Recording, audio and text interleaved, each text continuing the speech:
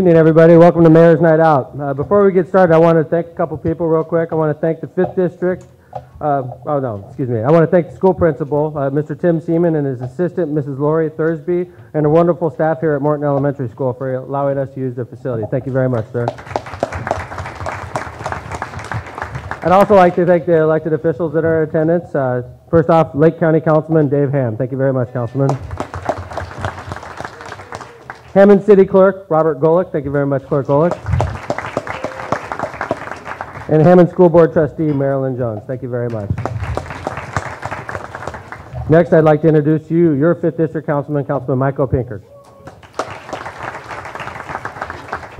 Thank you, Mayor. Welcome everybody tonight to the Mayor's Night Out in the 5th District. Actually, this is the first time we're having it here at Morton Elementary. It's a beautiful school. Been in here several times, but not for a meeting. Other than that, projects in the 5th District. I'm sure, hopefully there's some people in here from Forestdale, 67 to 169th. That project will get underway this spring. And like I said, your street's going to be tore up. It's going to be a rough spring and summer, partly through fall. So that's a project we've been looking at for several years now, and we'll be able to get that completed this year. The next project that we're going to do, actually, we got two big projects in the 5th District.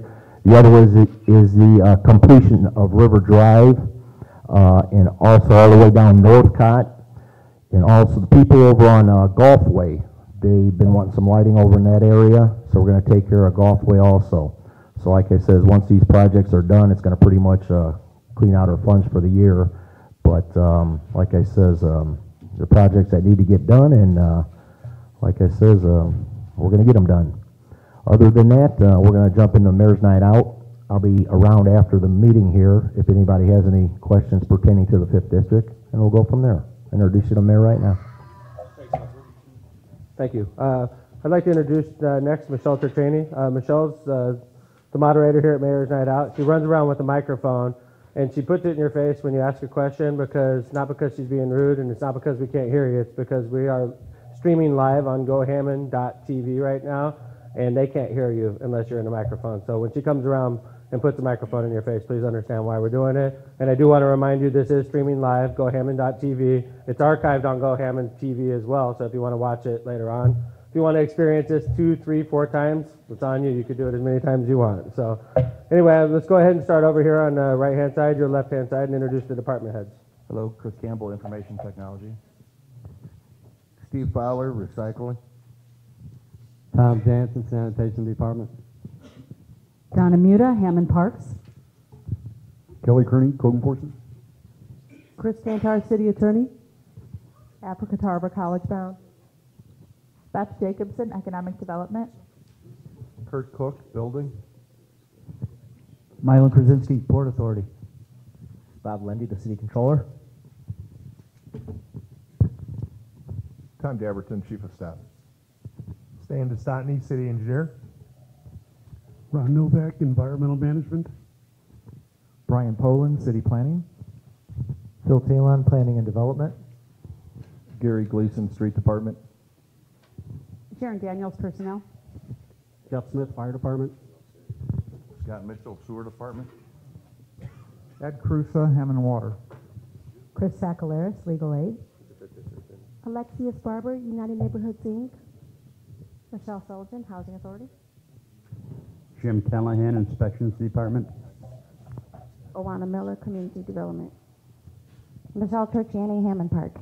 All right, thank you very much, Michelle. And these are the department heads that are here. Some of them are, most of them are department heads. Some of them go on vacation or stuff like that. But we're here to answer questions for you. The way Mayor's Night works by now is back where Courtney is in the back of the room.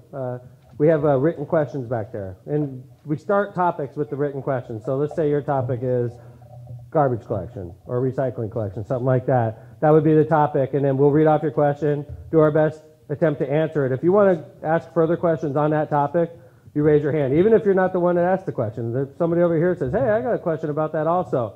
We try to stay on topic, and then once the topic is done, we move on. Like if we were talking about garbage collection, you said, hey, Mayor, what's going on with Woodmar Mall? That's sort of not on topic, and we just try to keep it on topic. So if you want to ask a question about Woodmar Mall, that would probably be a written question. So Anyway, and I'm not asking you to ask that question either. It seems like the question I've been asked most as mayor. So anyway, let's go ahead and jump right in. Actually, before we get started, Councilman Opinker mentioned one project in the 5th District that I wanted to add to because we're partnering on it.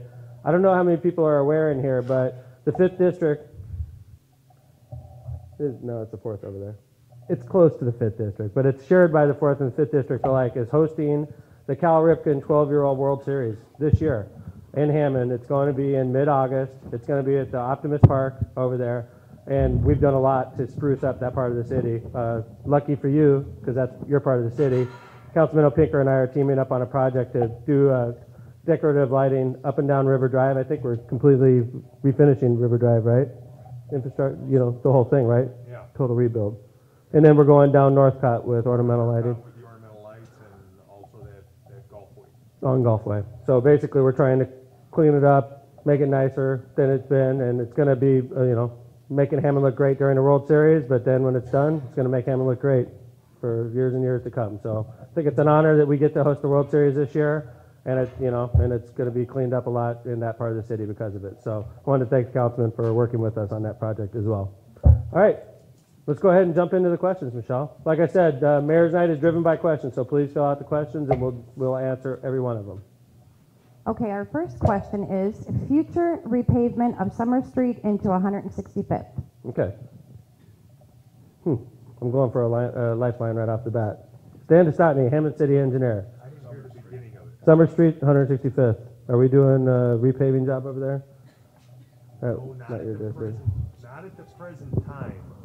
Maybe the that person project, okay. That project qualifies for federal money, so we're looking at applying for federal dollars. And this year would be a weird year to repave that with the bridge being down. I mean, the traffic's got to be. Yeah, we've already got plenty of traffic restrictions right in that area. Exactly. We may do some patching to hold it together and some minor repairs, but ultimately that section, especially 165th Street from Summer Street over to not quite over to Kennedy Avenue, needs to be reconstructed. Hi, Gary. Hey, Gary, Street Commissioner Gary Gleason, I try to get him actively involved in each Mayor's Night. Gary, have you gotten any complaints about that Summer Street going into 165th over there? Because I mean, basically, if we didn't do a repave, you're the one that holds it together for us, right? Right, yeah. You know what the problem we had with Summer were actually the sewers. They were down a little bit, and we got hold of the sewer department to help raise them up a lot for us. That was the only problem we really had from the Boulevard to 65th, that there's a little patching or crack sealing like that, but it kind of shocked me because that's not as bad as some of the other streets that we have on the list to be repaired. Okay. The person that asked the question, anybody have any follow-up on that? Okay. Very good. Thanks, guys. I appreciate it.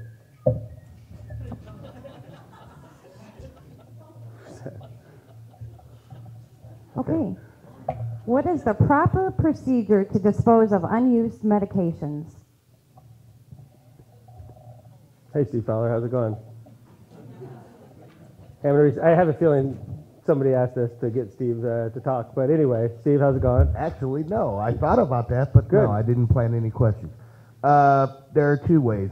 Coming up on the first Saturday in April, I believe it's April 4th, but it's the first Saturday in April. You can come to 625 Conkey Street. The Solid Waste District is having a hazardous waste materials day. So you can also bring paint, and if you've got turpentine at home or any, the fluorescent bulbs, things like that, you can bring those. That's your day to bring them to the district. Normally, we can't accept most of that. Also, you can call. I don't know the number off the top of my head, but if you call the office, I can give you a phone number to the Solid Waste District, and they will give you medical waste bags for, a lot of people have insulin needles, also medications, that type of thing. They will take it. And also, I'm told the county sheriff's department will accept them in the county sheriff's office. They have a drop box for medications.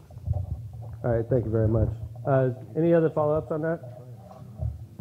Good job, Steve. I'd like to thank also Hammond City Councilman Dan Spitali. Thank you very much for showing up today, Councilman. All right. We're rifling through these questions. Questions keep it going. I mean, if we're out of here at 7:30, we're not going to cry, but I mean, some people like this thing to keep rolling. So, Okay, this one is information about Walmart's move. Anything planned for Kennedy Avenue in the future? Yeah, a lot. I'm not sure. No, this is a great question. First, it sort of threw me off when you talked about Walmart's move, and then they said, well, what about Kennedy Avenue? I guess River Park Apartments I can count as Kennedy Avenue, even though it's not Kennedy Avenue, it's right off Kennedy, and even though it's not in downtown Hessville, it's off Hessville. But what was announced in the paper today about Flossmoor Brewery wanting to open a station in River Park Apartments, that's a real good thing for us. That's a real positive. It's a touristy type of place. I don't know how many people by a show of hands have ever gone to Flossmoor Brewery in here, besides people on it. It's a family type of place. It's great food. The owners are great people. It's not a big corporation. It's a small run company. The problem they have right now in Flossmoor is they're limited in the brewery. They want to have a bigger brewery so that they can expand their footprint. I don't drink a lot of beer, but I've had their beers a couple times. And their food is fabulous. I'm probably not doing this well. Phil Taylor, where are you? Hey, Phil, how's it going? That's Phil Boy, right? Phil is the head of planning and development. Phil, do you want to add to this? And you've done a lot of work on the Flossmoor Brewery. Sure.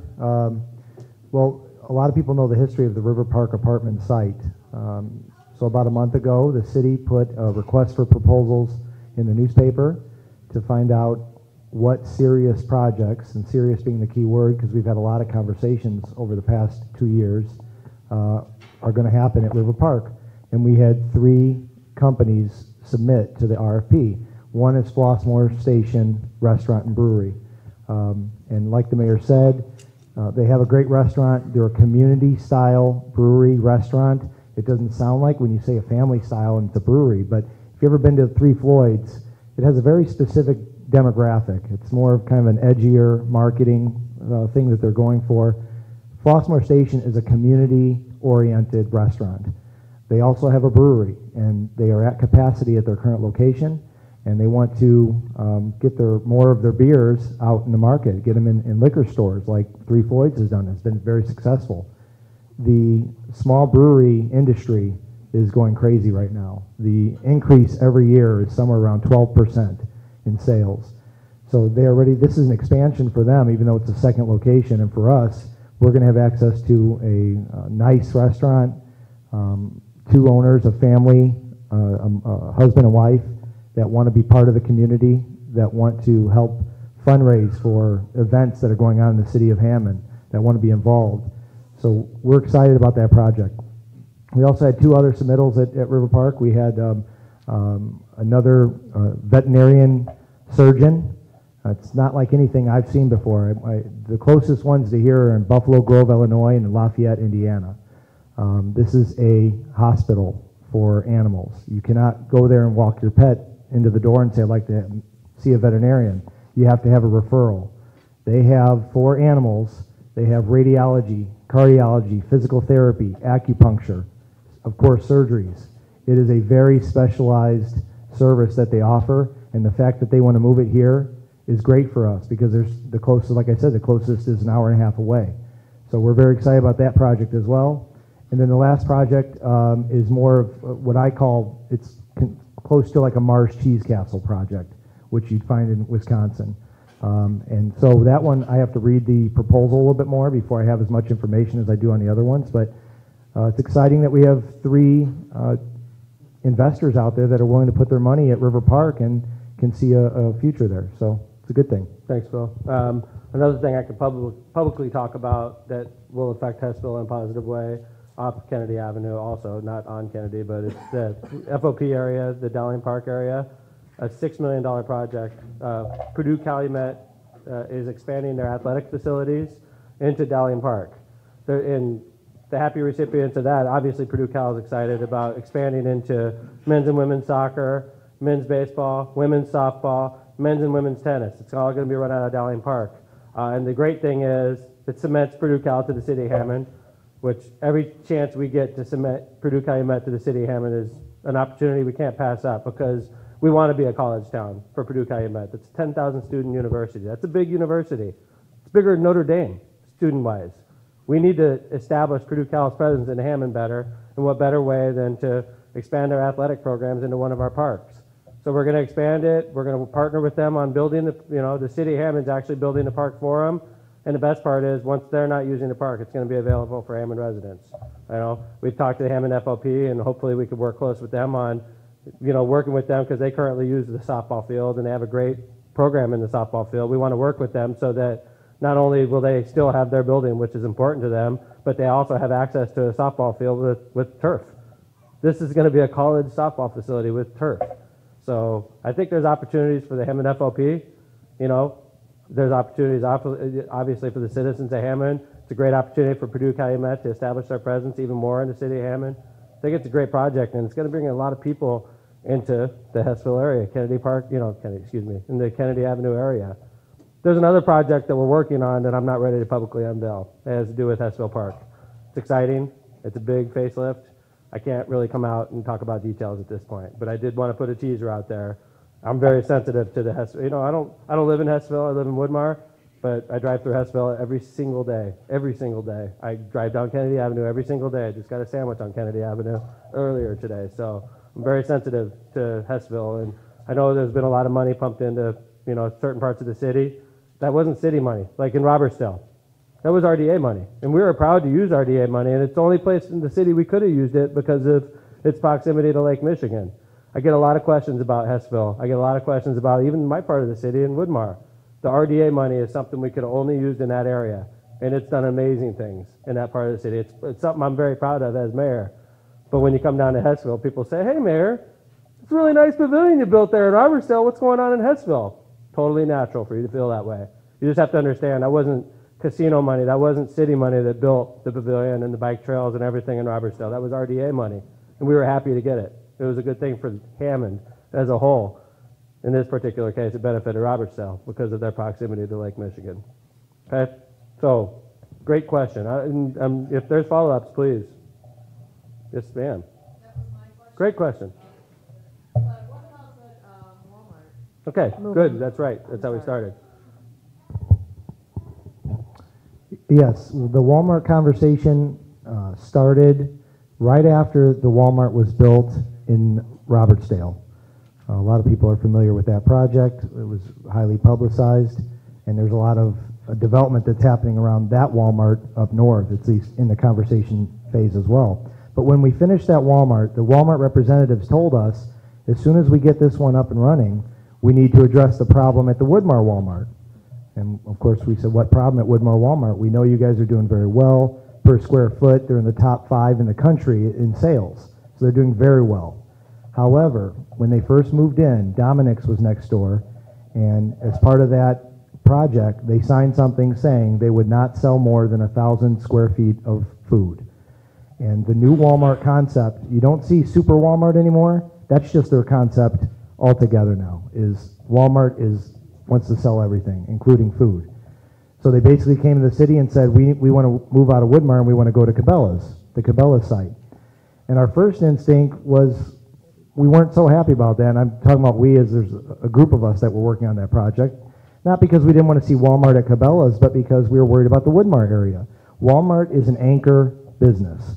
When Walmart locates somewhere, you have a number of businesses that are going to locate around them, as you could see at Woodmar. And so when we told Walmart that we had an agreement with Cabela's that stated that they cannot have another business from the city relocate to their site, obviously they were a little concerned. So at that point, Walmart could not find another location in Hammond other than the Cabela site. So they told us, well, if you don't allow us to move to the Cabela site, then we're going to have to pick another site outside the city of Hammond. So now we really had to think this one through, because as much as we didn't want to see them leave Woodmar, worst case scenario at this point is not only did they leave Woodmar and we don't have an anchor tenant there anymore, but they're also not in the city of Hammond anymore. And then you have people's jobs that are affected. You have tax dollars that come to the city that's affected. So at that point, we sat down with Cabela's and said, well, look, you want to relocate a business to your site, and per our agreement with you, you're not able to do that this time. And we negotiated with them. And in the end, we felt like we had a big win with Cabela's. We basically signed something that said, by July 31st, they're going to pay the city $2.25 million so that they can remove that provision from the agreement that states they can move another business that's already located in the city to their site. So Cabela's even if Walmart doesn't move at this point, July 31st, Cabela's has to pay us $2.25 million, which we could use for economic development purposes, or also the mayor has talked about repaying a loan to Highland that we borrowed. And also, we still have Walmart moving into the new location, and they're going to go from a 140,000 square foot facility to a 190,000 square foot facility, of course, employing more people and bringing more tax increment to the city of Hammond. And we also have had some conversations about the old Walmart box. And Phil, I just want to mention that's really key. Of course, there's this desire by Walmart to move down to Cabela's and be by 8094 and build this new facility. But we've already begun conversation with developers about redeveloping that site. We don't want it to sit vacant. We understand how important Walmart has been to the development of 165th. So before they ever get in the ground in any other location, we want to make sure that we have other entities that want to move into that site. We can't say who they are, but we've had some very good preliminary discussions with a number of developers about putting commercial development on that site, retail development. So basically, to summarize, Walmart paid the city of Hammond $2.25 million so that they can move to a piece of property in Hammond that we don't even own. It was because we had foresight enough to put a clause in our contract that would have prevented that type of thing. And, you know, whether or not Walmart would have actually moved out of Hammond, which I personally don't think they were ready to, I thought it was a good number, and I think it's going to help spur the Cabela's area.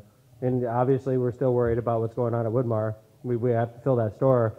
That $2.25 million will go a long way to helping us fill that store. So now we gave you a lot of information. So that was the longest question of the night so far.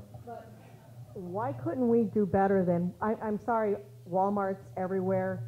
Put a nicer business at Cabela's. Come on, Walmart's everywhere. First off, we don't own that land. Cabela's owns that land. Okay, why can't they lift the food ban or the 1,000 square foot so they can expand over there? Well, where they're at. What do you, you're saying we're Super Walmart currently? Where Walmart is, why can't we lift, you know, that ban's been in place, and that ban was there to protect the grocery store. Okay, how's it going to affect Aldi's across the street then? There's no ban there that we have to worry about. I There was a just ban with hoping Food for Less. We didn't make that deal, by the way. Food for Less was before I took over as mayor. But that we have that ban to deal with there. But we were hoping for something much better than a Walmart. But ma'am, I don't control that property. That's not our I property. know, If but that like at River Walmart Park is crap over but there. if River, Dirty. I agree with you, but It I is think nasty. And Okay. I've contacted the store manager many a time. Okay. They need to clean up that area. But they're about to. They're about to build a big brand new store. Okay. But anyway, you're acting like we own the property and we have control of this.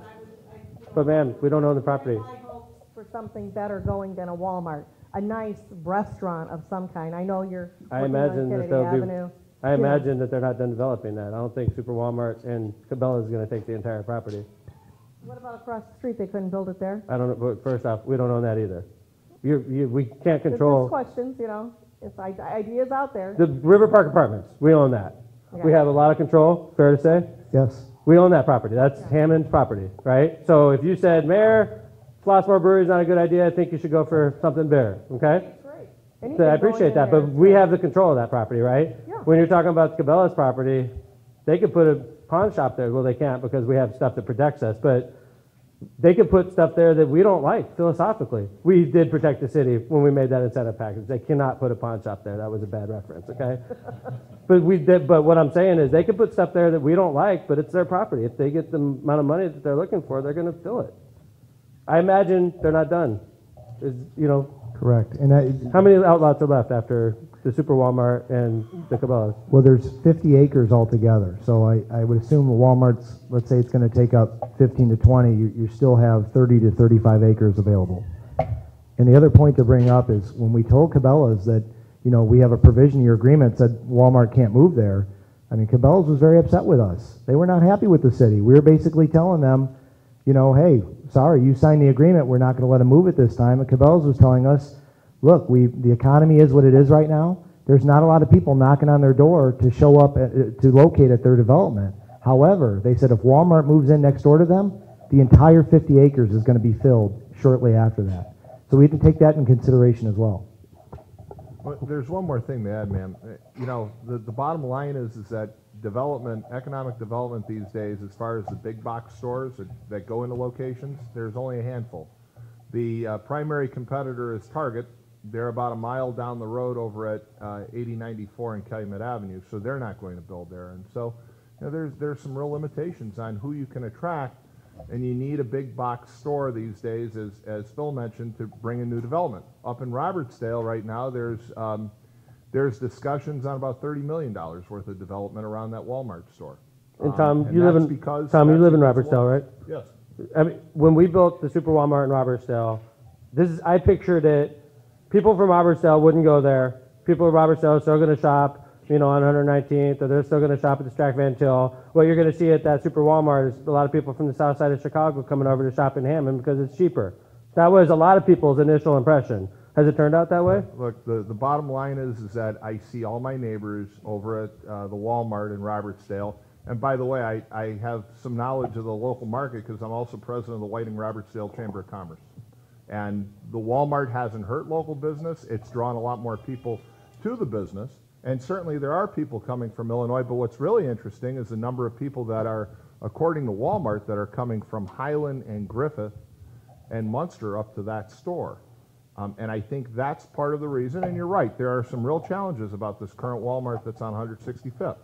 There are some real challenges, and I think that some of those challenges are the cause of why they're going to the Robertsdale Walmart instead of going to this one over here. Okay. Questions? Seems to be economic development on the boulevard? Sure.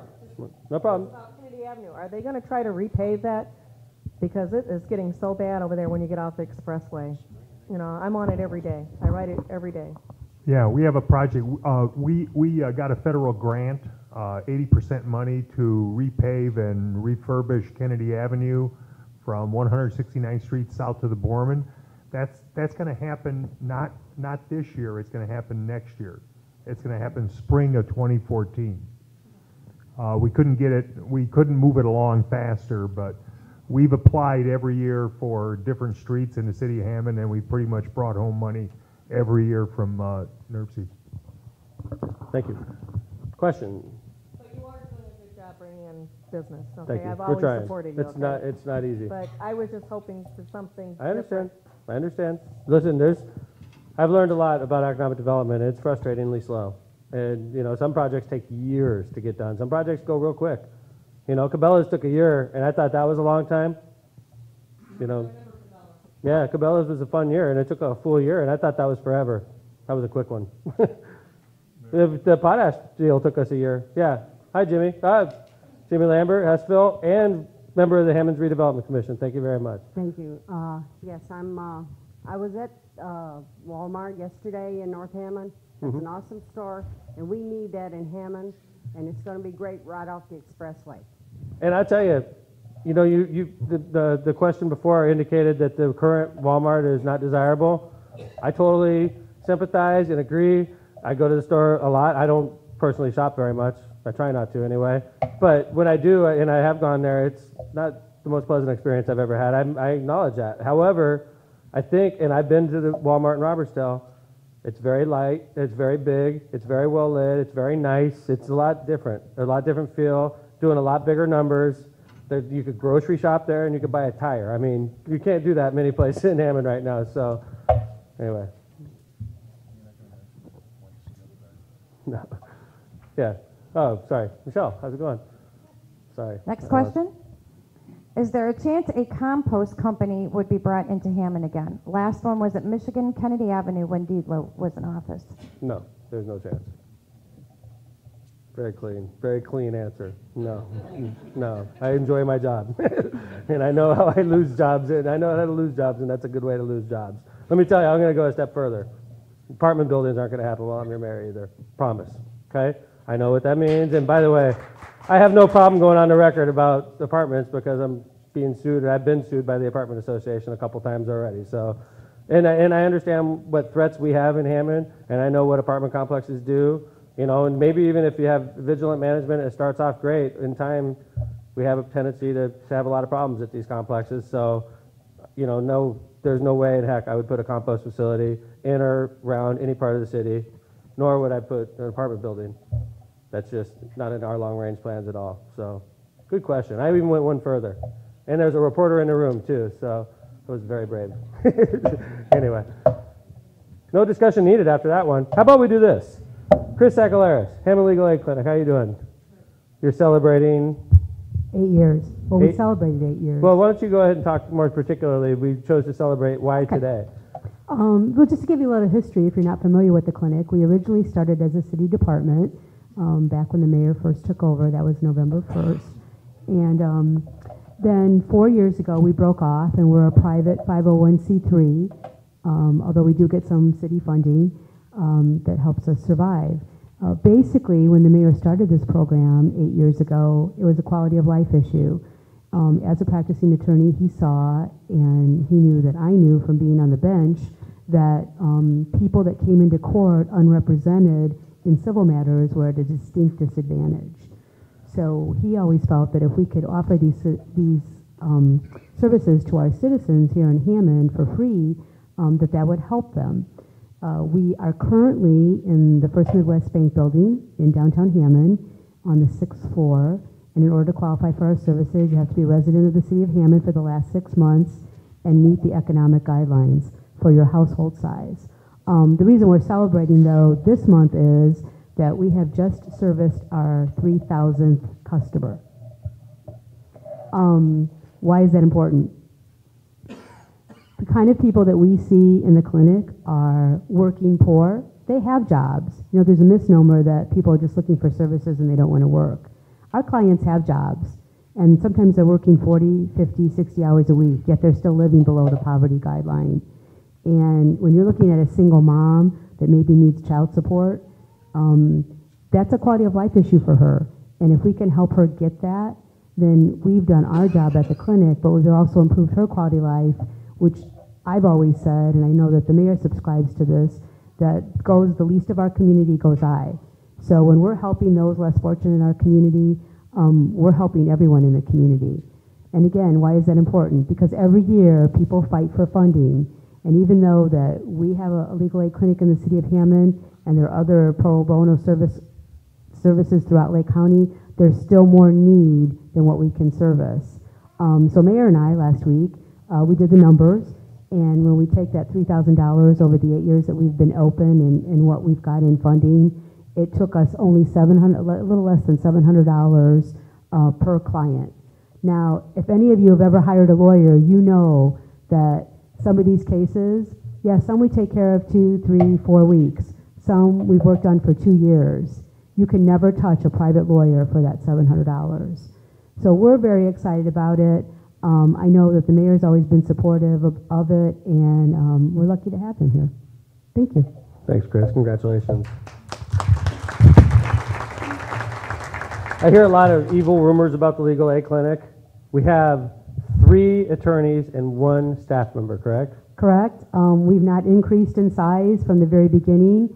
We have law students. When I came in 8 years ago, I set up a program with Valparaiso Law, and every semester we have 2 or 3 law students that also work with us. So over the course of the 8 years, I just went through my old files and I counted. We actually have had 63 law students work with us.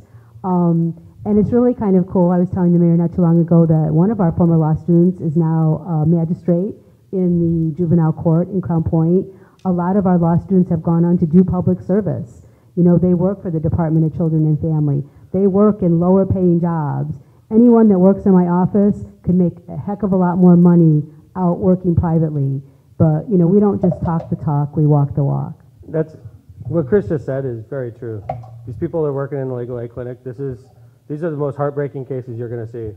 You know, it's a single mom that hasn't had child support in months, possibly years. Years. It's crazy. Years. I mean, so the amount of money they make, just in the abuse that they take from some people, it just makes you shake your head and wonder why anybody works for us. And even in the senior citizens realm, you know, we're seeing more and more of contractors and people just taking advantage of senior citizens. We're also in a time now where, you know, it still costs, you know, the price of bread, the price of gas is still going up, but everything else is stable. So we're doing a lot of public benefit cases where people have their public benefits cut off. And again, it's not meant to be there forever, but you know that if you're living from paycheck to paycheck, we might be the difference if somebody's getting illegally evicted from their apartment, of them living in their house for 30 days, or getting the security deposit for a new place. Right, thank you. So basically, bottom line is 3,000 clients. Congratulations. Average cost per client over the years is $700 Less than 700. for a case. That's really good. Congratulations, and thank you, Chris. I'd also like to recognize my street commissioner. I was giving him static a little bit earlier. I also want to congratulate him on his 55th birthday yesterday. Gary Gleason, congratulations. Happy birthday. All right, let's go ahead and jump back. I'm sure he appreciated me telling you how old he was, too. So anyway, congratulations. Happy birthday, Gary. All right, let's jump in. Oh, there you are, Michelle. There is a home located at 6739 Ontario that is scheduled for demolition. Who would we speak to about this home? Is it purchasable? What type of condition is it in that put it on the demolition list? No problem. This is Kelly Kearney. Kelly's been the head of Hammond's Code Enforcement Department for 4 years? 5 years. Congratulations. Yeah, thank you. All right, Kelly. 6739 Ontario, the house is boarded up. The owner was actually incarcerated. It was basically running a flop house. Since he was incarcerated, the windows were going to be replaced. Windows were not in, so we had to board it up. It is slated for demolition. I don't know if he's out of jail yet. If he is, I'm sure he's going to want his house back, but he's going to have to do some things to get it presentable. The hearing for the next hearing is April 25th for demos. I assume if he's out, he will be there to try to save this property. And it's a nice house. It would rather see it occupied and on the tax rolls. At the same time, it was not presentable in the way it was, in what condition it was in. Great. Any follow-up on that? Sure, I'm sorry. Hey, Jim, how's it going? Jim Callahan, head of the inspections department, which encompasses code, building, zoning. Done a great job working with the city now for 9 years. That long? Yeah. Looks like you enjoy every minute of it too, Jim. Let me answer the question. We'll debate this later. 6739 Ontario. That was there was a hearing. I forget the date. Last month, and the owner did not appear. The Board of Works affirmed the demolition. It's going out for bid. Actually, it's out for bid right now. The only way that house will not be knocked down is if the owner, who did not appear at the hearing, shows up, signs an agreement with the city that he will rehab that house and have it look as good as the houses around it. My personal opinion is the owner's not going to show up and that house is going to come down.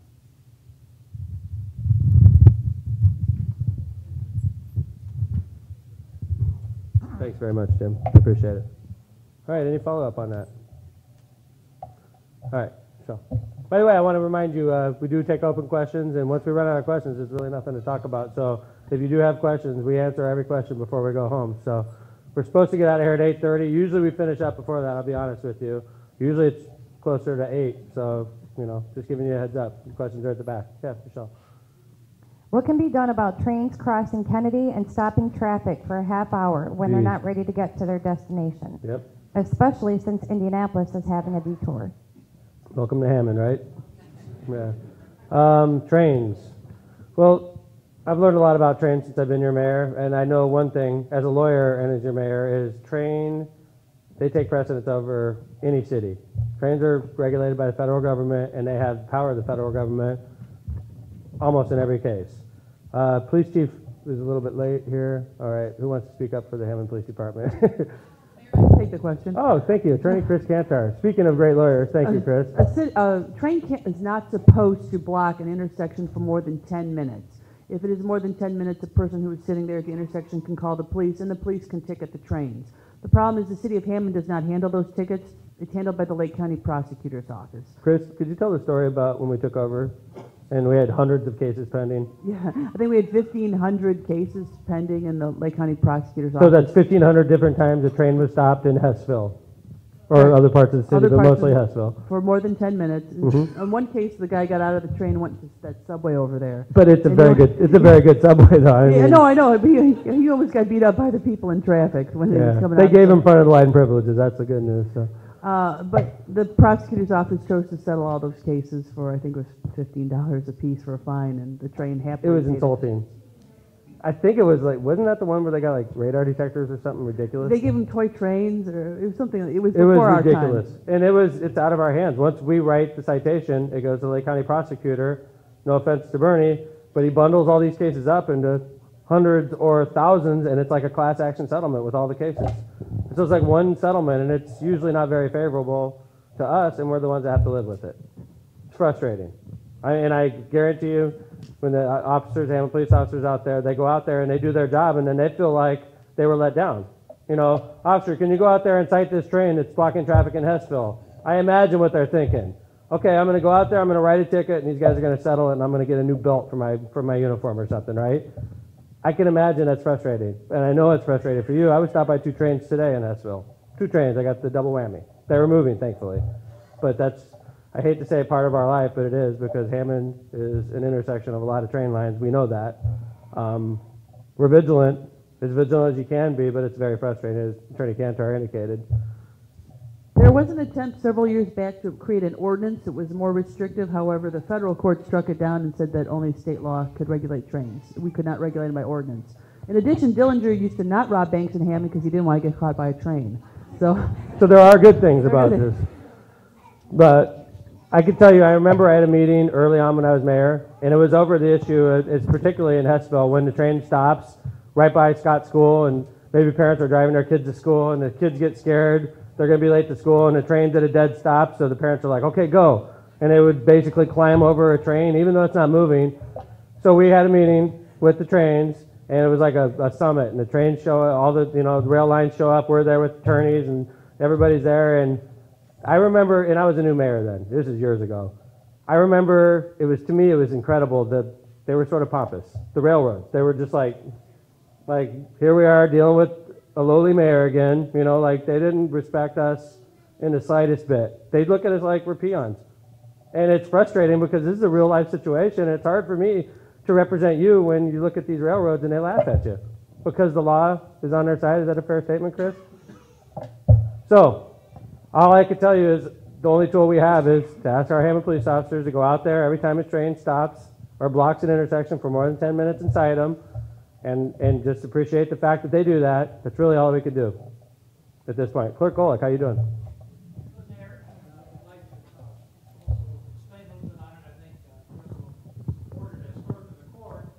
The settlement check had come to our office, and what had happened out of all the tickets that the officers had written, at least half were discarded by the court. They no longer would accept them on a second or the third violation for the same stoppage.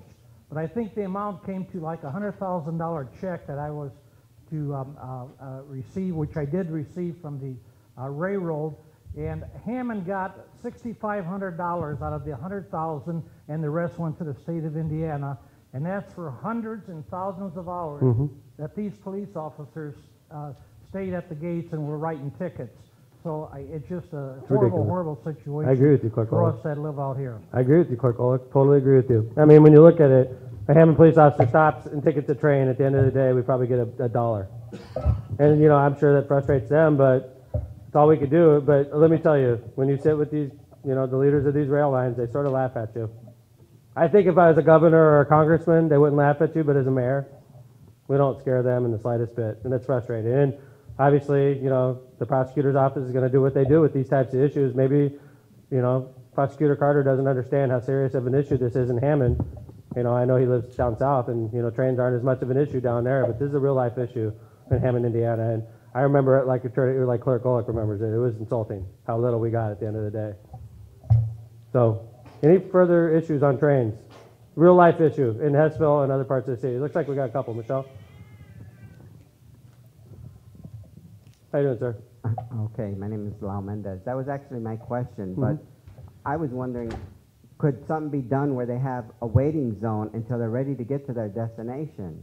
I don't know a lot about trains, but of this magnitude. I don't know a lot about trains, sir. I don't. But I do know that when they stop, it seems like they stop in certain areas. I think they do have those types of zones. When they stop by Scott Middle School or they stop to get a Subway, a Subway sandwich at Subway, they know full well what they're doing is not legal. I don't know. It's not how you're supposed to do it. I don't think they care.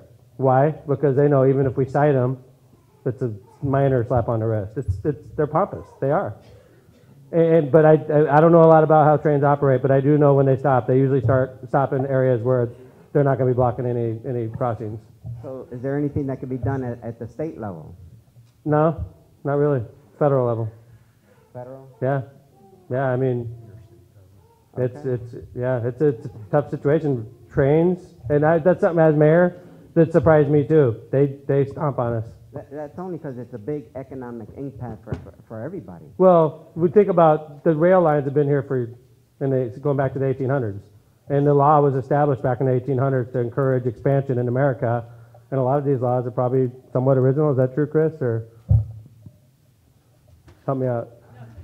It basically comes down to interstate commerce clause, and anything that affects interstate commerce is regulated by Congress, and they can pretty much do whatever they like. Yep. But is that an accurate statement about when you talk to these people, these attorneys from the rail lines? Oh, they don't even call you back. You're lucky if you get a response letter. It's frustrating. And, we dutifully ask our Hammond police officers to go out and cite them. Maybe it's PR on our part. So just so you see a squad car pull up and put a ticket on a train, you're like, thank God somebody's taking care of business, right? But we see what happens at the end of the day with that ticket. It's frustrating for us, okay? But I promise you we're going to be vigilant as we can be. And this isn't just a Hammond problem. This is a problem for a lot of communities along these rail lines. Thank you for the question. I think we had another question over here, Michelle.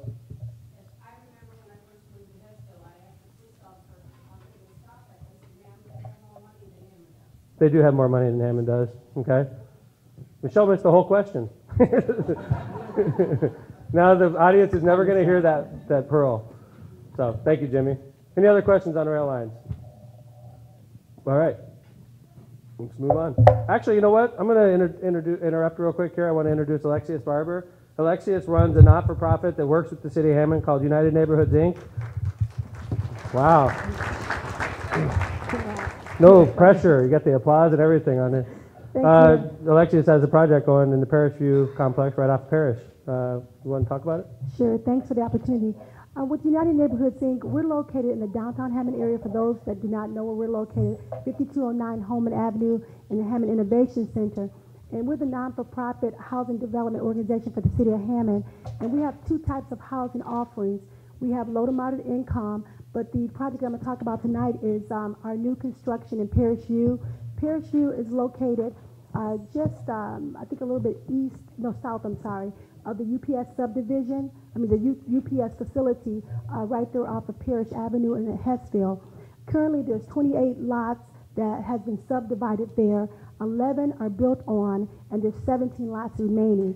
And we've had a challenge of trying to market that property and get people to build there. So we went to the administration to let them know that we were having trouble there with construction loans and so forth. And right away we got support to build 2 model homes that will be coming between now and June. I have the proposal here in my hand, so if someone would like to see the homes that we're selecting to go in that subdivision, please see me afterwards. I'll be happy to share that with you. We're going to have, if you drive through the subdivision, on the east side and the west side of the gazebo area will be 2 model homes, beautiful homes, probably price point about $200,000, roughly 1,800 to 2,000 square feet, which is right in line with all the covenants and restrictions currently in that subdivision. A lot of the residents there currently are policemen, firemen, and teachers, and so that's a great mix of residency there, just great citizens there, so that's a good plus there. And then also, we are looking at possibly offering some types of incentives that's still on the table, whether it will be forgiving the lots or offering $5,000 for new construction. But right now, we just want to get this project started to really jumpstart development again in Parish View. Thank you very much, Alexius. So we got 2 new homes going up in the Parish View complex. Model homes, please see Alexius Barber after if you have any questions about those 2 model homes going up. And we do have lots available. It's a great location. So anyway, thank you very much. Let's go ahead and jump into the next question. This was just a comment just to thank you for not bringing a waste management company into the city. Garbage men do a great job about picking up all items and keeping costs down. Yes, they do very much. Is Johnny here? That's Phil is well served. Johnny Perez is is the leader of our sanitation department. He's been with me from the very, very beginning, and they do a great job in sanitation department. So thank you for that question. And medical waste facility, that's another one you could put in the no column. I live here too, by the way. I don't live very far from here. I'm not interested in, these types of things moving to Hammond. I've consistently been that way. In fact, the reason we own the River Park apartment complex, is because of the effects that it had on this part of the city. And we made a promise. I made a promise when I ran as your mayor that, hey, Chief, how's it going? You brought donuts? Just kidding. Police officers love those jokes. Stop by a train. It's okay. What is that? All right. Anyway. Never mind. Let's just move on. Okay. Yes, ma'am. Thank you. I went to the Valentine's dance with my grandkids. It was great. Oh, nice. It was a fantastic Teen Shepherd Center. turnout. Yeah. Yes. Wonderful. Thank you very much. They do a good job out there. They have a lot of things going on at Shepherd Center. This is the busy time of season for the Shepherd Center. It's actually, when it's cold outside, that's where the kids are going. So thank you. All right. Next question. Recent crime shootings at Tanglewood Apartments. Perfect timing for Welcome, the Chief of Police to walk in. Welcome, Chief Miller. Tanglewood Apartments. Yes, we've had a couple problems at Tanglewood Apartments. Unfortunately, like many large apartment complexes, we have a lot of turnover. We have a lot of people coming in and out. It's very transient in nature. We try to beefing up patrols. I don't know who answered the question. Someone put it up the hand. Okay. Try to beef up the patrols in that area, and we're actively investigating the shootings, obviously, but we've also tried to have our patrol officers in the area trying to maintain more of a presence. But it's tough. Apartment complexes are tough. We also have Briar East in Hessville, and that can be tough at times too. It depends, what kind of residents you have. We have some really good residents that live there, just like in Briar East, and then we have some that are not. So it's tough with transient nature. Thanks, Chief. It's just those two incidents happened within less than 6 months. The one guy was running down the street shooting, and it looked like the Wild West. Yes, sir. I'm familiar with both the incidents. And I'm just worried it's going to turn into another Kennedy Park. The ones. I don't think so, because the management, certainly the management with Briar East works a lot closer with us. Tanglewood, it's been kind of iffy, but the management at Highlands or Kennedy Park, or I'm sorry, River Park was the last name for it. They were almost openly hostile to police.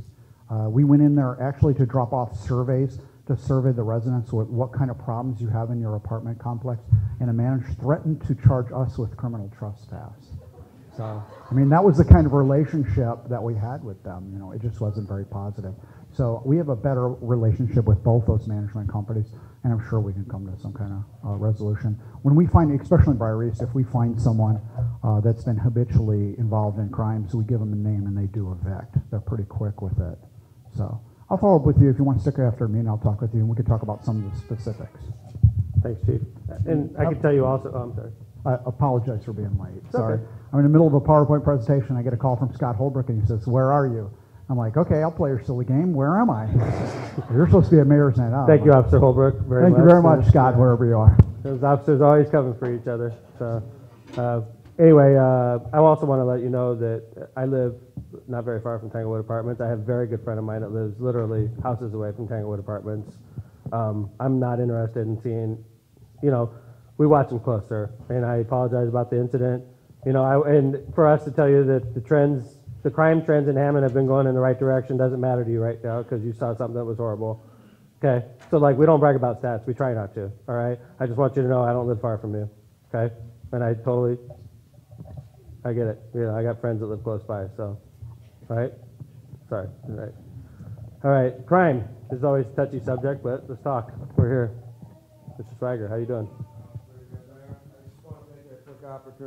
Want to take a quick opportunity to plug the next meeting of the Woodmar Crime Watch. It's going to be Wednesday, March 13th, 6 p.m. at the YMCA, 173rd and Southeastern. So you live around Woodmar area, I hope to see you there. Thanks. Okay. Officer Holbrook, do you do the Hessville Crime Watch? I do Woodmar and Hessville. Could you go ahead and announce when your next meetings are?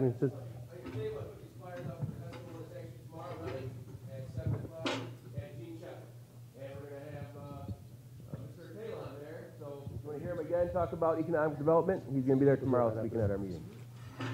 Thanks, Officer Holbrook. Okay, crime. Questions about crime? Okay, no part of the city is immune. In fact, right across the street from, well, I live on Knickerbocker. Literally a half a mile from where I live, a bank was robbed. And when it was robbed, we had a couple of heroic citizens that really put themselves in harm's way to give the officers an opportunity to catch the bad guys. And the best thing that we could do as a city is, if they're going to break the law in our city, is to do our best to catch them. And we're good at that with the Hammond Police Department. We caught 2 bad guys. We chased them into Gary. Our officers did a foot pursuit, caught the bad guys, and they're going to federal prison for robbing a bank. That's the best thing we could do. That's all we could do. And we have a great police department. It's like a war. It's like a war, sir. It really is. It's like we're constantly, and we're going to be in this war for a long time. But I promise you, our money is prioritized. We know where the money needs to be spent, and Hammond Police Department's expensive. Not going to say it's not, but we fund it properly, and we give these guys the tools to go out and get the job done. And they do a good job for us. And I say guys, and I shouldn't say that, because we have great women that are also part of the Hammond Police Department, and I shouldn't say that, and I want to point that out. In fact, one of them's in here right now, and I don't want to embarrass her. But she was shooting daggers at me with her eyes, so I decided to modify my statement, so I'm just kidding. Anyway, I want to turn the mic over to Chief Miller real quick. I know he wants to recognize some officers. We are expensive, but we're worth it, I like to think. The reason that I brought these plaques tonight, I wanted to honor these officers. I'm sure all of you know on December 21st, we had a really bad bank robbery, as the mayor was talking about, and one of my other police officers was shot. The 4 police officers that I'm going to award are the officers that actually chased these guys down and caught them in Gary. You can imagine what that was like. They're listening to the radio traffic, and they're hearing an officer's been shot, an officer's down, they're asking for an ambulance, and we have 2 people that are fleeing from this bank, armed, obviously extremely dangerous. These are subjects that had no problem shooting a police officer and would shoot them if given that same opportunity.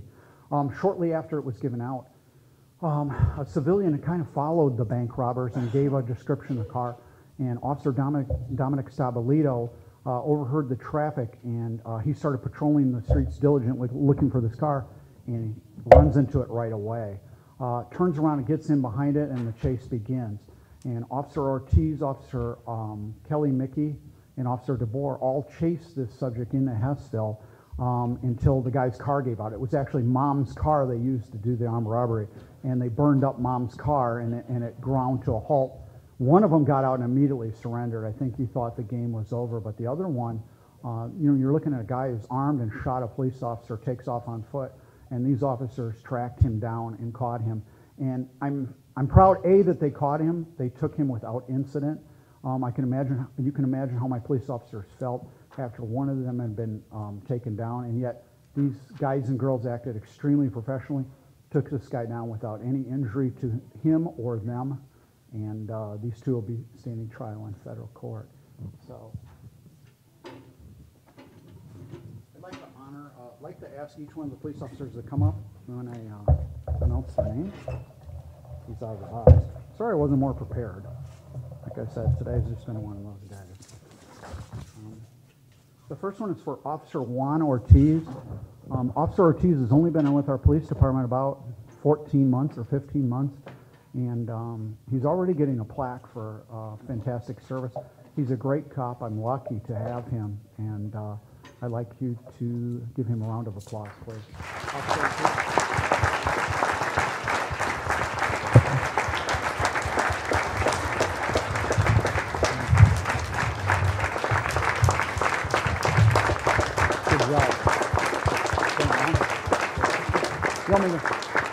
When we're done, I'll take a picture of everyone if you want. We can do it. Just stand up there. Don't go anywhere yet. Okay. Officer Kelly Mickey.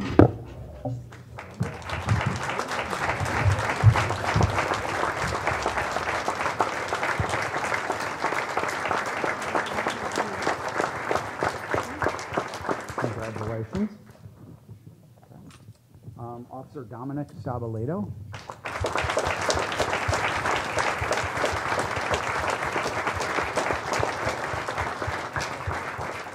Congratulations.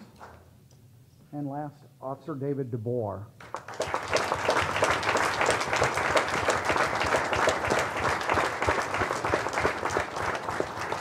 Officer DeBoer was hired on with Officer Ortiz, and he also only has about 14 months on the department, so certainly off to a great start. Just one more time, if you could thank these officers.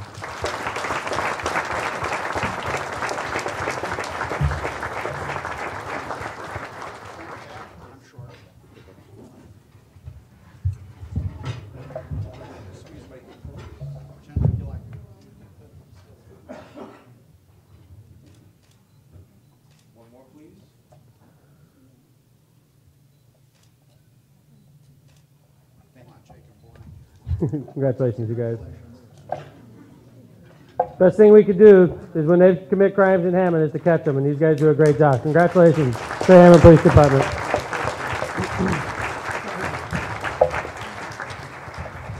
Okay, while everybody's clapping, I'm going to go ahead and thank and introduce City Councilwoman at Large, Janet Vanez, and thank her very much for coming out. So.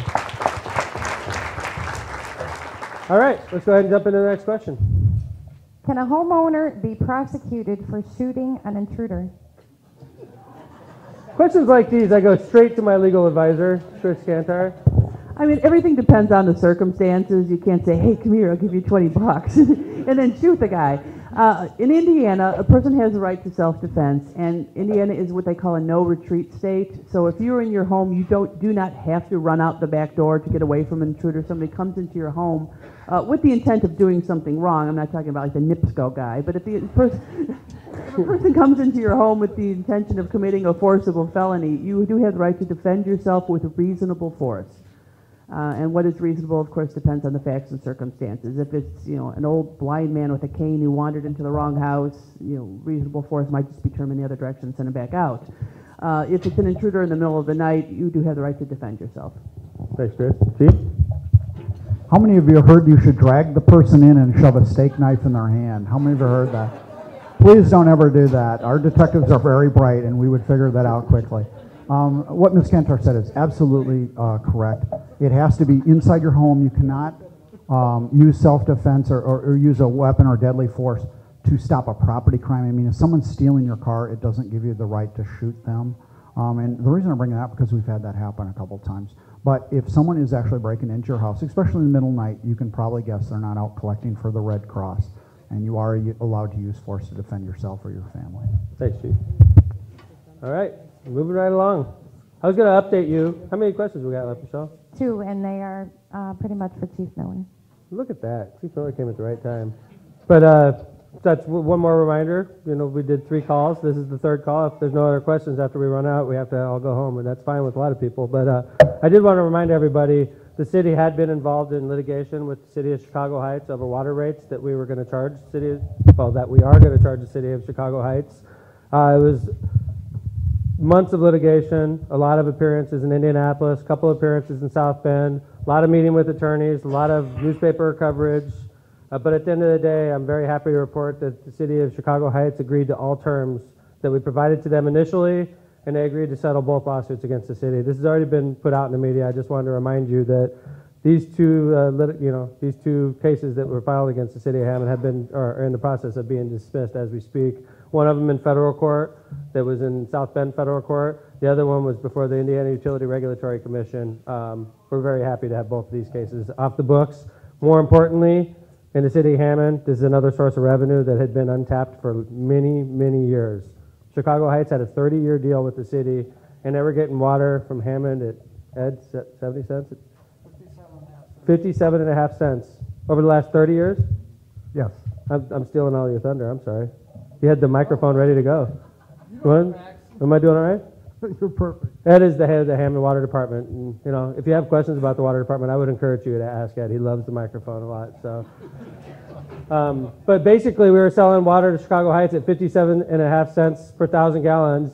They would take our water and sell it to their residents for $3.30, a 500% markup. And then we said, wait, Chicago Heights. Once their contract ended, we said, okay, because the water rates have changed so much, we're going to charge $2.20. But the good news, Chicago Heights, is you don't have to raise it to your residents. You could still take a $1.10 profit per 1,000 gallons, which is more than we were charging them in the first place. Not good enough. They had to raise their rates to, for whatever reasons. But the good news is for Hammond, we're getting a 500% increase in the water revenue we get from Chicago Heights, Calumet City, These both have signed long-term deals with the city of Hammond, and that's going to help us pay for important things like the police department, the fire department, you know, all the other city departments you see up here. Because we have property tax caps in Indiana, our property tax income has been restricted by our Constitution. So we have to come up with other ways to pay for, this cost hasn't gone down. Your property taxes went down, and that's a great thing. This cost hasn't gone down. So what we've tried to do is figure out new sources of revenue and getting creative about how we run government so that we could still live with the tax caps and still fund government. And this extra revenue from Chicago Heights and Cal City is going to help a lot. So I'm personally very happy about this. And I think I have a couple questions on this. I know George has a question. And I know George pretty well from my WJLB radio show. Michelle and I are on every Friday morning. We answer questions a lot like you hear tonight at Mayor's Night every Friday morning on WJLB. So if you wanted to, you know, ask questions, that's another good opportunity. George calls a lot, so nice to see you in person. Can you hear me? Yeah. Okay. Since we're talking about city finances, if I can go just a little bit away from Sure, that, whatever. Yeah, that's fine. Can you give us your take on what's going on with the state version of the county income tax that and question. where's the city positioned with respect to any revenues to Great be question. realized? Great question. Are we going to participate in them, or is that solely for the county? Well, right now, you can't get too excited about. The thing I've learned is just because it passes one house doesn't mean it's going to become law. And this hasn't even passed a house yet. This is just a concept right now. And what they're saying is, if the Lake County Council passes a local option income tax, not a penny of it will come to the city or any of the cities and towns in Lake County. They keep 75% of the new revenue. 25% would go to some unnamed project, but I'm going to go ahead and name it for you. It's the South Shore expansion. Okay, I'm not very good at keeping secrets. I'm just going to warn you right now. Okay, they're going to take 25% of it and they're going to fund the South Shore expansion. That's going to connect Hammond up to Munster. I tell you, important people in Indianapolis have talked specifically to me about this. Very important people, people that could make it happen. The linchpin is they want the county council to pass this tax, and the question has always been, how is the money going to get split? Okay. I can't tell you whether or not the tax is going to pass because that's not really up to me. That's up to the county council and that's up to the county commissioners. And if the pass does tax, of course, I would like to have some extra revenue for the city of Hammond to help fund important things like the Hammond Police Department or the inspections department or things like that. So when I hear that they're considering passing a tax and the state wants 75% of it to go to county finances, that doesn't make me thrilled. One last thing there. But by the way, I don't want to put him on the spot because he's a dear friend of mine, but hey, how's it going, County Councilman Dave Hammond? Nice to see you, Dave. But Dave's a great guy, and I think he understands the plight of city because he was a city councilman before a county councilman, and he was Hammond's fire chief for 8 years, and he knows the tight restraints we're under right now. So, like I said, George, that doesn't thrill me when I read that, but I'm not going to get fired up until it actually happens. One last thing, if I may. Sure, sure. The status of the apartment fees and... Good question. That's why I love George's questions. You know what's going on. I appreciate it. There's a bill that's been floated in the State House that threatens basically the inspections department. Jim, could you grab the microphone real quick? Jim, do me a favor. You know, I know you know about 1313 and how they're trying to take our rental registration fees. What would that do for your department if we lost that source of income? And what kind of things do you guys do? I mean, oh, Jim, it's not on. Hear me now? Yeah. Our department is funded by rental fees. If they do away with rental registration fees, I'd be at the mercy of the mayor. I'd have to convince the mayor that I need a lot of money to keep my employees working. What we do is vital to the city of Hammond. We try to keep the housing stock at a level that will help you when you decide to retire or move out of the city, help you get the value of your house that it's worth. We save lives by eliminating these illegal cut-ups. People don't realize that the conditions some of these cut-ups are in, these rentals, are very, very unsafe. We see them every day. We shut them down every day. We eliminate probably close to 100 a year. And it's without that fee, we will not have people on the street inspecting these properties, finding these unsafe properties, and that's the part that probably scares me the most. I don't know what the answer is. I'm hoping that they will not do away with the rental registration fee, but that's out of my control. But we're working on it, and that's the good news. But what Jim is talking about, a rental registration fee is a fee we charge on landlords for having a rental property in Hammond. Some people don't like that. A lot of people don't. But I'm going to ask a question of the head of code enforcement.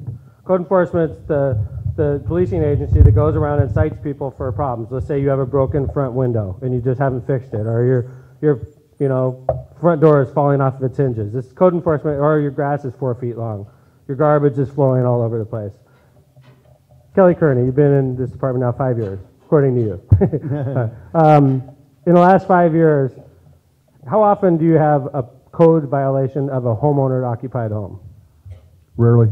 Like what, percentage-wise? Maybe 5%. 5% of the time. 95% of the time. Because I tell you, if my front window was broken or my front door was falling off its hinges, my wife would kill me if we didn't get on that right away. I think most homeowners feel that way, right? Exactly. It's a reflection of you. Your pride and ownership. Yeah. So the problem, is it fair to say, the problem that you have isn't homeowners, it's rental properties? That's correct. Okay. So this is the issue. Now, the problem for you all is when we took over, you funded that department, Jim's department, and it's expensive. $1 million a year, solid. Maybe more, when you count demos, way more than $1 million a year, okay? Homeowners had to fund this department. We said, this isn't right. Homeowners, like Clerk Golick, keeps up his property, does a fine job, just like I do, and I have to fund this department that primarily polices rental property. That's not fair. Let's put the burden where it belongs. If we're basically having to enforce code on rental properties, let's make the landlords pay their fair share. We took that $1 million off of your property tax roll. This is a creative move, and we created its own department. 100% funded by landlord fees. And it's not even enough to cover the total cost of the department. At the end of the day, because of demos, we still have to give them money, but we saved, City Controller Bob, $800,000 a year. You saved $800,000 a year, and you guys don't notice it because we spend $40, $50 million a year, okay? But that was a creative move on our part, and the landlords don't like it. By the way, Bob, because we have property tax caps in Hammond, the landlord's property taxes are capped at 2%, right? Yes. How much have they saved in Hammond over the last 4 years when we had these property tax caps? You know, I just put that together. I remember the number, that's why I'm asking you. Okay. It's a leading question. $2.5 million, does that sound familiar? That does sound familiar. I testified in Indianapolis, that's why I know this number. Landlords would say, I think it's 2.4 actually. $2.4 million a year they saved under the property tax caps, and we raised a rental registration fee of $80 a year, $650 a month. They saved $2.4 million, and they sued us. They sued Hammond. That's why I say the Apartment Association and I are best friends. They sued us. We prevailed. Okay. Now they got a legislator named Mike Speedy. He is of the real estate business. Before he was a state rep, he is in the apartment complex business. He has a soft spot for apartment complex, and he floats bill after bill that does nothing but hurts cities like us with these rental registration fees so that his apartment complex owners with 400 apartments doesn't have to pay $80 per unit in Hammond, $80 times the number of units they have. It's a big number, I realize, but you know what, Kelly? 95% of your code violations are rental properties. Why should you have to pay for it? That's not fair for you. Shouldn't be that way. We fixed it. Got sued for it. But we won. Now I got a state rep downstate that wants to kill this program. He wants to take Jim's $80. What happens if that happens? We have two choices. Lay off Jim and all the code enforcement inspectors and building inspectors. That's not going to happen because that would just make the problem worse. So what we have to do is go to you, say we have no choice. I lost $1 million. Hammond taxpayers have got to pick it up. So I'm going to have to go to the council and say we have to find $1 million in a budget that's in the red already. We got to find another $1 million or else we're going to lose code. It's ridiculous. That's my job. I have to go down to Indianapolis once a week. And I enjoy it, I'll be honest with you, because I like that atmosphere, but it's scary. There's always scary things. They're trying to take our gaming money. Or they had a bill when it first came out that was going to cost Hammond how much, Bob? It was going to be close to $2 million a year with the gaming, the Mhm. SB 528. 528. Yeah. $2 million a year here, you know, 2 million there, you know, Gary's gonna lose 8 million under another proposal. It's like it's like death by paper cuts. But we're fighting 1313 right now. It's not just Democrats that are fighting it, it's Democrats and Republican mayors that are testifying in the State House saying this is absolutely crazy. So, and I want to point out, Jim said something that he would have the mercy of the mayor. I totally support his department. Always have. It's an important department. It's right up there with police. It's right up there with police. I saw a family die in a basement when I first became mayor because they had a basement apartment that we should have caught and we didn't. You know, you can't catch everyone, but there was a basement apartment. There was a wooden staircase leading up to the main floor, and the wooden staircase was where the fire originated. It burned away, and a family died in the basement. It's like 2 blocks from City Hall when I first became mayor. And I'll never forget that. We got there, and it was still smoldering, and a family had just died in there. And we looked at each other and said, never again, never again. And we've been vigilant. Jim's department, it was referred to by an attorney friend of mine the other day as the evil empire. They don't like them. Attorneys should like them because it's creating a lot of business for them, but what it's doing is protecting you.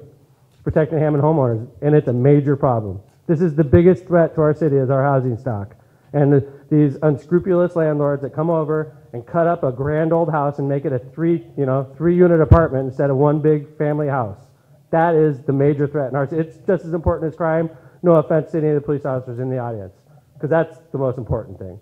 But this is a major threat that we have to pay attention to. So they're aiming right at our soft spot with this bill. We're trying to make it so that it doesn't happen. So thank you guys for testifying on that. Any questions on this? Yes, in the back. Oh, we got 2 questions. Clerk Olick and I got Joyce over here.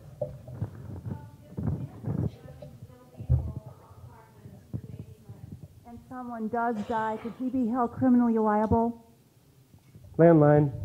Hi, Attorney Cantor. How's it going? In order the standard for criminal, he would have to have, it would be basically a reckless homicide. He would have to have known about it. Sometimes the landlords don't know about it. Tenants come in and they put their own basements in the basement and then their buddies live there. However, he would be civilly responsible for wrongful death action. But criminal depends on the mens rea. He would have had some sort of criminal intent. Hey, Kurt, could you grab the microphone real quick? And then we'll come to you next, Clerk Olick, okay? Kurt, you inspect a lot of properties. Kurt's the building commissioner. You inspect a lot of properties, right, Kurt? Yes, I do. A number of them every day. How often do you run into basement apartments? They're actually becoming a little bit less, but it's quite often. We probably run across 15 of them a week, it seems like. Since you've been building commissioner 3 years? 5 years. Geez, I'm way off. I'm sorry. 6 days. It's been a great time. And 14 hours right now. You're not serious, right? Anyway, since you've been building commissioner, how many basement apartments have you seen? Estimate. Hundreds. We eliminate with Kelly and with Jim. We eliminate over 100 illegal apartments a year, and probably 30 or 40% of them are in the basements. So yeah. That's 40, 50 a year just in basements alone. In basement, that's the scariest place to be for the family in the basement. That staircase is made of wood. And it's also the most dangerous place for first responders. They're going to be going down below where the fire is in many situations. You can talk to Chief Margraf over there. A basement fire or a fire that where people are in the basement and they have to effect a rescue puts them at a lot of danger, more so than you would ever imagine. It's always a good day when I could ask the fire chief a question at Mayor's Night Out. Yeah. Hey, fire chief, how's it going? He wants to talk to Kevin. Yeah, does he? No, we're going to go with you. You're at the table. Do you remember the fire I was talking about right by City Hall? Drackert Street. Drackert Street? Yeah. How would you respond to a basement fire like that? I mean, what choices do you have as a fire chief or as a fireman? From what I can remember, the fire had been burning a little bit. They were trying to get them out, so it got out of control pretty quick. And they had glass block windows in the basement. They weren't able to break them out from the inside, and we couldn't get them out in time. So they basically died of smoke inhalation or burns, basically. Smoke inhalation. Unreal. And the fire did start by a staircase, but I believe, Kevin, was it a TV? TV fire? Actually caught on fire, and the staircase was right behind it. Oh, it was like underneath the TV. I remember, the ceilings were 6 feet or something ridiculous. Yeah, it was a bad situation. Okay. But Kurt is right, and they have helped us out a lot with cut-ups. And when we go on calls, if we run into them, we will report them to code enforcement. They'll report them to us, and then we'll report them to code enforcement also. Another thing that the citizens don't see that I see as mayor, and it's because we have regular communication that goes on. We have weekly staff meetings where departments all talk to each other, department heads mostly. One of the good things that goes on is we know if a Hammond police officer goes inside of a building and sees maybe a building violation or a code violation that building or code would have never seen because they weren't in the building like the officer was, they communicate to the inspections department so that we could follow up the police visit with a visit about a code violation, or maybe it's a building issue, and the departments are working together better so that it may be code that finds it maybe a criminal problem. Maybe code enforcement officer is in a building and they find drugs, and we alert the police department, and that's the kind of neat stuff that I get to see as mayor that citizens would never see. So, Clerk Oleg had a question. Mayor, a follow-up to George's question and your comments. I understand that issue about the rental registration is going to a study committee this summer. Is that accurate? And if it is, will that give you an opportunity to better defend it at that particular time? Great question. I know it was just amended, Clerk Oleg, and the new language would make Hammond's rental registration, it basically would grandfather us in, but we would never be able to change it forever, basically. That was the latest version. Usually when they make amendments, it means that they don't have the votes to get the original version through. As you know, you've spent years in on the city council. If they amend it like they did in this case, it means that he's weak. But the thing that's scary about this guy is he'll come back next year and do it again, Bob. That's the thing. It's like, we're going to be fighting this battle annually in Indianapolis. Even if he's not successful next year, I guarantee you next year he floats another bill, maybe changes it a little bit, takes another stab at it. Year after that, he's their quarterback. He's the Department Association's quarterback in the General Assembly. And he's, from what it appears, he's a young guy. He's pretty solid in his district. So we're going to be fighting this one for a while. But the good thing is we do have great lobbyists in the State House that represent Hammond. That's all they do, 2 of them. And they're both great lobbyists. So they do a great job for our city. But thanks for the question, Bob. Any other questions on, sounds like legislation. Michelle over here.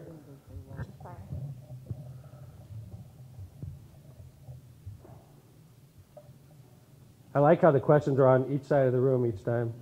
So anybody over here want to ask a question next? Yeah, I got a question on demos, probably be to Jim.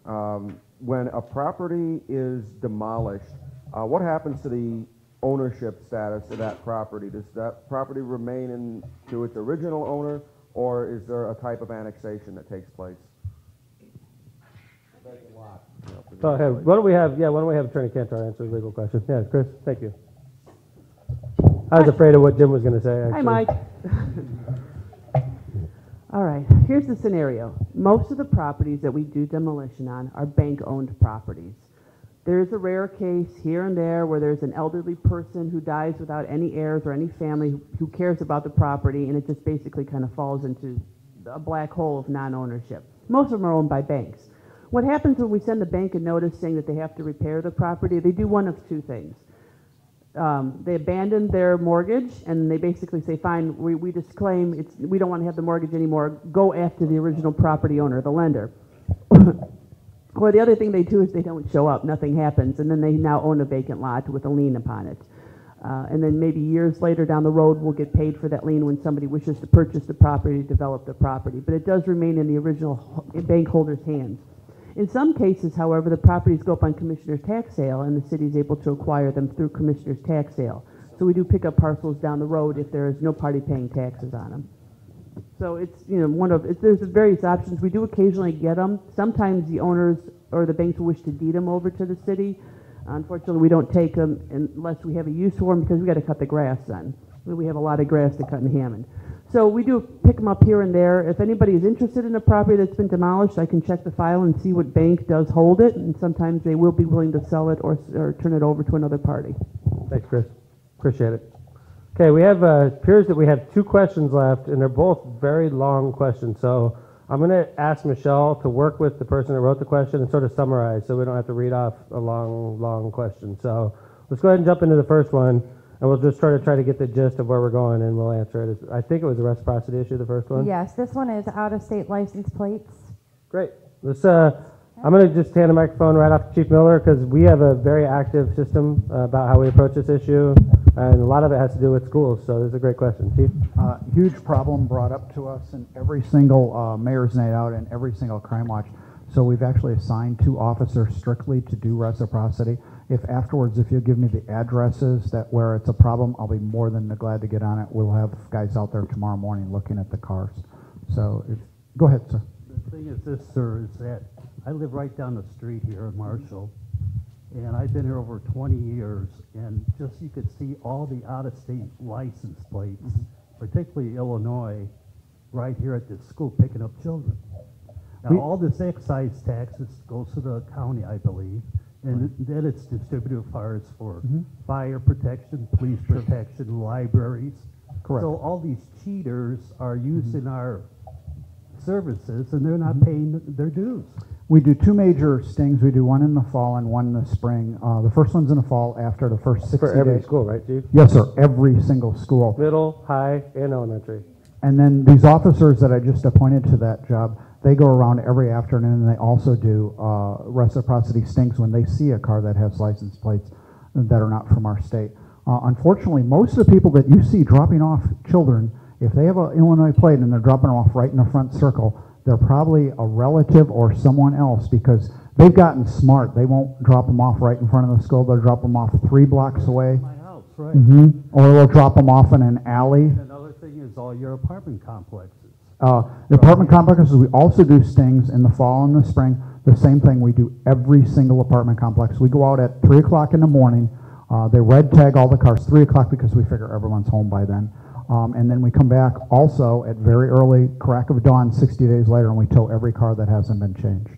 So we are definitely on top of it. If you give us the addresses or a location of where the cars are, we will address it. It's actually harder for us to hit individual homes because you get more bang for your buck at a school or at an apartment complex. And it's very easy for us to determine at an apartment complex. We get a roster from the management. They tell us who is the name of the person and also how long they've been at the complex. So we know right away they've been there more than 60 days, and we can easily match that up with the car. The problem at a residence, if there's just a car on a block that has an Illinois plate, it's hard to figure out what house it belongs to and if that person is renting or if they're on a work permit.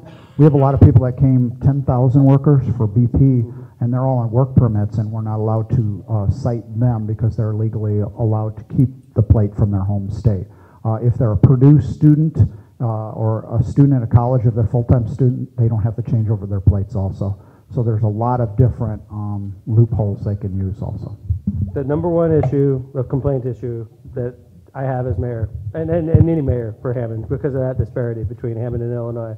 And it's especially bad here because of our proximity to Chicago. You know, this is another one of those issues that whoever the mayor is 30 years from now, but the same issue comes up and he has to deal with it the same way. And it's going to be the police chief that's saying, this is what we do.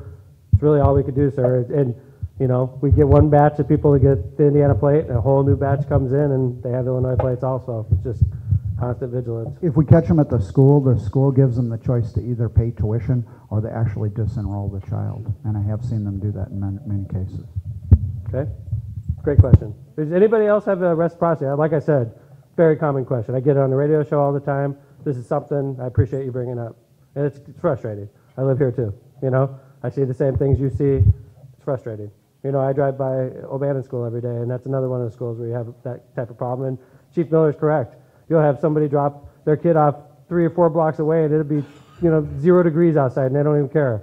Save a couple bucks and make your kid walk, you know, 3 blocks in 0-degree weather.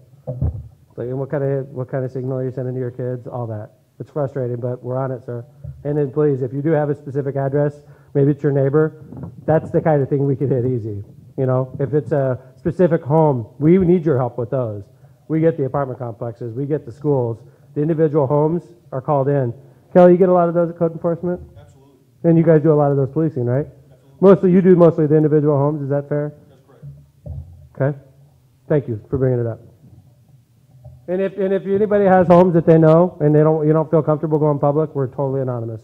Put it on a piece of paper, turn it in the back. We'll follow it up. Okay? No questions asked. All right? Thank you, sir.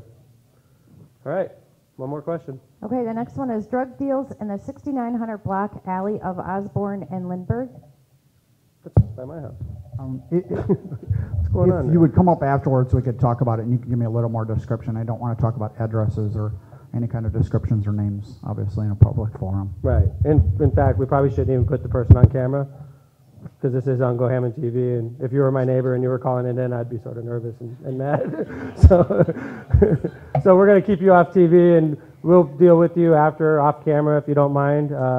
Obviously, we work hard at preventing this type of thing, but unfortunately, this type of thing that police departments do. So, any other questions? There was another part Okay. regarding Purdue students driving recklessly coming wrong way out of the dorms. Can we make Wicker from 171st to 169th one-way north? Great question. Or Wicker from 171st? We've gone this, we've attempted to do this before, and it didn't work out. The neighbors actually balked. We had some ideas. When school lets out at Purdue Cal, I live in the neighborhood. It's a speedway. There's 10,000 students that are there, and when they let out, and there's huge lines of people waiting to get across 173rd or 69th or wherever, but that's a sticky issue. We've looked into it. Stan, you feel like talking about this, or? I mean, we looked at this issue, and we had some ideas, but they were rejected. Fair? Several years ago, we sat down with some of the residents, and then we actually looked at various different solutions, cul-de-sacs. It's not on? Oh. Look at that. How's that? Yeah, we sat down with some of the residents through that area and then talked about cul-de-sacs, talked about one-way traffic patterns, and pretty much what the consensus ended up, well, let's just try to leave it like it is and see what happens and back it up with some police enforcement. In fact, we actually wanted to do a stoplight at 173rd and Wicker. Yeah, we actually looked at that too. Neighborhood flatly rejected that, and I was surprised about that because that's a bad intersection right there. Yeah. Flatly rejected it. They wanted nothing to do with it. I mean, we've had situations where we did things in certain parts of the city and it was totally embraced by the neighbors. A couple places where we did it, and I think it made a big difference on those neighborhoods. And a couple other parts of the city flatly rejected what we were trying to do, even though we thought it was the right thing to do. This is one of those areas. The other one being the barricades that we put up on 175th. But it was flatly rejected by the neighborhood. Almost every idea we had to fix the traffic situation when school lets out at Purdue Cal, flatly rejected by the neighborhood. Maybe if they feel different, maybe they should approach a Councilman Mike, and Councilman Mike could approach the administration and we could work together. But we've been down this road before in this particular neighborhood, and it was not supported by the neighbors. And it's impossible for us to get it done if the neighbors aren't even going to support it. So. We will do some more aggressive speed enforcement there. It's a shared responsibility with Purdue. We actually gave Purdue radar guns. They have our citations. They have the same powers that we do in our city, the right city ordinances. So I will also talk to Chief Martin about that and see if he can kind of up his efforts also. And, you know, Purdue, one thing about Purdue Cal Police Force, most of them are retired HPD, right? Correct. I think almost all of them. I think almost all of them one or are two. too. So, I mean, these people are very familiar with the officers in the Hammond Police Department, and they have a great relationship between Purdue. I actually think it's a heavily patrolled area around Purdue, because we have not only the Hammond Police Department, which patrols it, but we also have Purdue Cal's patrolling it as well. So, great question. Anybody want to follow that up, or are we done for the night? Outstanding. I want to again thank the principal over here at Morton Elementary School, Mr. Tim Seaman, and I'd like to thank his assistant, Miss Lori Thursby, again. Thank you guys very much. I'd like to remind you, next Mayor's Night Out is April 24th in the 4th District. We're going to do that one, April 24th at Edison Elementary School. And I want to remind you that this will be on Go Hammond TV. If you want to watch it again, you could do it. And I'll also remind you about the Friday morning radio shows on WJOB. Thank you guys. Have a nice day.